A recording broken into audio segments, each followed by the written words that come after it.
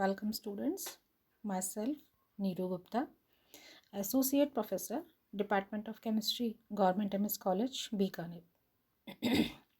Students, आप BSc part 1 का first paper study कर रहे हैं और हम फर्स्ट यूनिट का सेकंड चैप्टर पढ़ रहे हैं जिसमें हम पीरियोडिक प्रॉपर्टीज़ के बारे में बात कर रहे हैं। और हमने अपने पिछले लेक्चर में आयनाइजेशन पोटेंशियल या आयनीकरण विभव का पार्ट 1 पढ़ा था। आज हम उसका पार्ट 2 कंसिडर करेंगे और इस पार्ट 2 में हम आयनिक पोटेंशियल या आयनाइजेशन पोटेंशियल या आयनीकरण विभव को ज्ञात करने की विधि और उसके कुछ अनुप्रयोगों के बारे में बात करेंगे। आयनाइजेशन पोटेंशियल या आयनीकरण विभव की परिभाषा एक बार हम फिर रिवाइज करते हैं। It is the amount of energy required to remove an electron from an isolated gaseous atom। वह ऊर्जा की मात्रा जो किसी विलगित गैसीय परमाणु से एक इलेक्ट्रॉन को निकालने पर प्राप्त होती है उसका आयनीकरण विभव कहलाती है। And it can be measured by supplying the required energy as electrical energy और थर्मल एनर्जी। हम इस ऊर्जा की मात्रा को कैसे ज्ञात कर सकते हैं?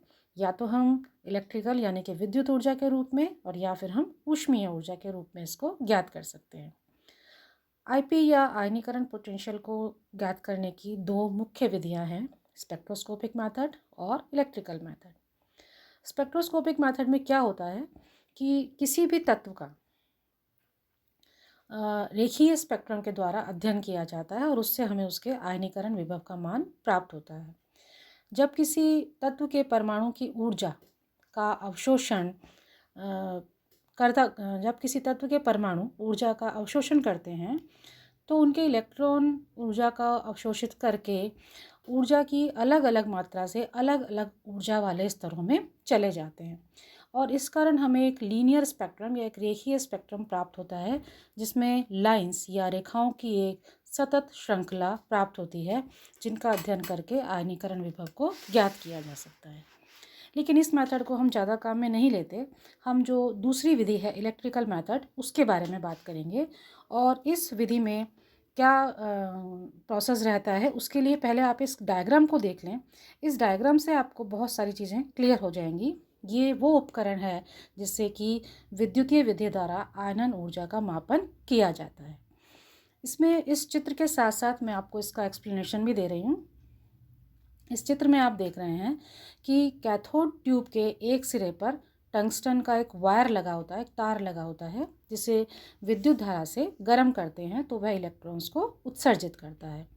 नली के बीच में एक ग्रिड होती है जिसमें विद्युत धारा के माध्यम से अलग अलग पोटेंशियल के लिए उसको धनावेशित या पॉजिटिवली चार्ज कर दिया जाता है।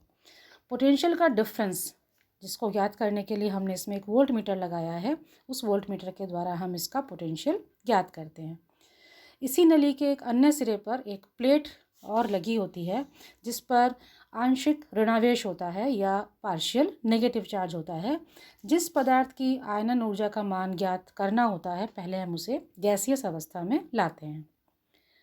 ग्रिड में शून्य विभव पर यानी कि जीरो पोटेंशियल पर विद्युत धारा का जानते हैं कोई प्रभाव नहीं होता।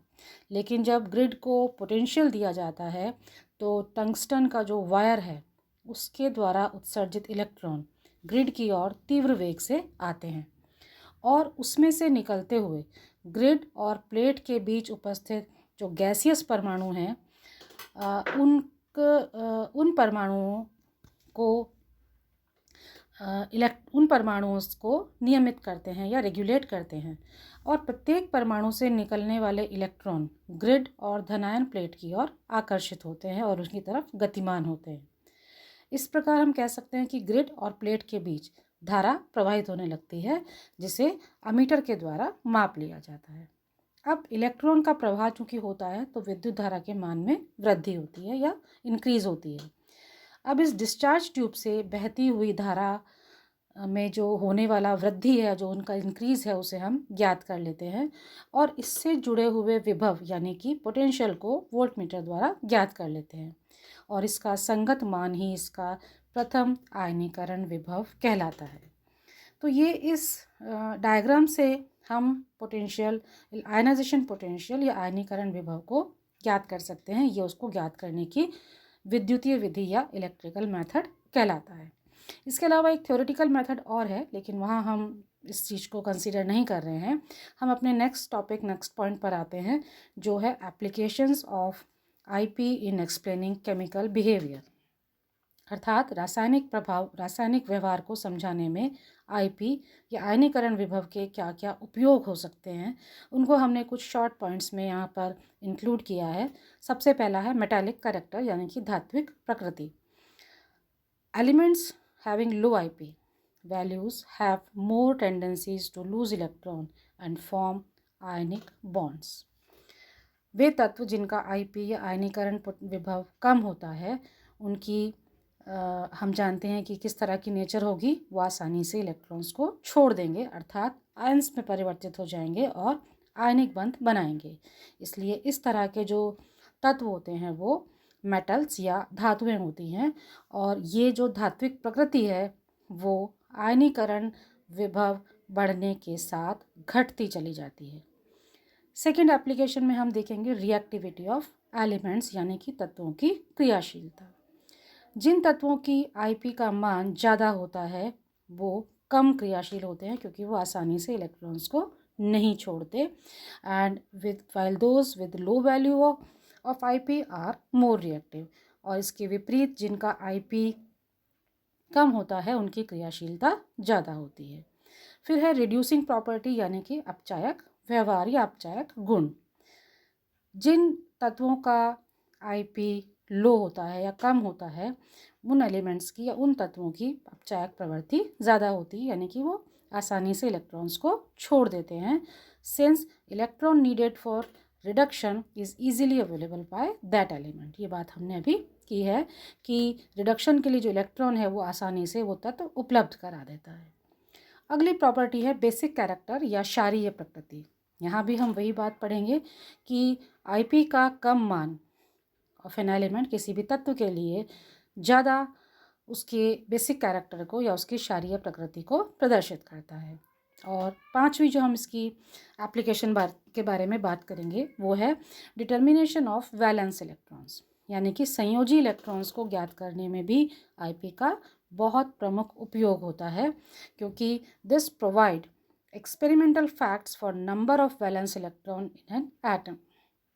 किसी भी तत्व, किसी भी परमाणु में उसके संयोजी इलेक्ट्रॉन्स की संख्या को ज्ञात करने में आईपी मुख्य रूप भूमिका निभाता है। For example, in case of lithium the first IP value is 5.4 electron volt, while second IP value is very high. Lithium आप जानते हैं एटॉमिक नंबर होता है 3, यानी कि 1s2 तो 2s से पहला इलेक्ट्रॉन बहुत आसानी से निकल जाता है, और इसीलिए हमें उसकी बहुत लो आईपी की वैल्यू या आयनीकरण विभव का मान 5.4 इलेक्ट्रॉन वोल्ट ही ज्ञात होता है। लेकिन सेकेंड आईपी की वैल्यू उसकी 75.6 इलेक्ट्रॉन वोल्ट है, जो कि बहुत ज़्यादा है, क्योंकि ये जो इलेक्ट्रॉन है, अब दूसरा जो इलेक्ट्रॉन इसमें से निकलेगा वो 1s2 से निकलेगा, जो बहुत आसानी से रिमूव नहीं किया जा सकता। तो ये एक्सपेरिमेंटल फैक्ट ये बताते हैं कि लिथियम के वैलेंस शेल में या संयोजी कोश में एक इलेक्ट्रॉन होता है।